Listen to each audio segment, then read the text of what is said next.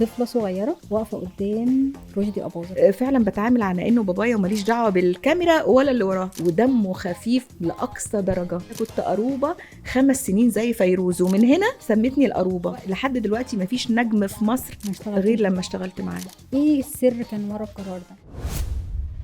انت غلط ضد جداً. الارتباط والجواز في السن الصغير؟ طبعا هي نصيحه للاب والام، للأب ما تفرحوش بخطوبه ولادكم ولو هم حتى موافقين في السن الصغير. طب هو اللي قالك سيبي الفن؟ هو اللي قال لي هتعملي ايه تاني؟ كان غير عليكي هو ولا غير على نفسه؟ هو كان غيور جدا. ما زلت وهقول في كل البرامج ان هو ملاك كان ماشي على الارض. كنت بتمنى ابقى مخرج عشان اجيبك. قعدت تقول لي انا كنت بغير من ادوارك، ما حدش كان متوقعني ان انا عملت دور شريره جدا، ده عمري ما عملته. اللي نفسي اعمله قوي، نفسي اعمل دور صعيدي. ما لقيتش الادوار اللي تخدم عبلة كامل وتاريخ. عايزيني بشعر. الناس اتغيرت.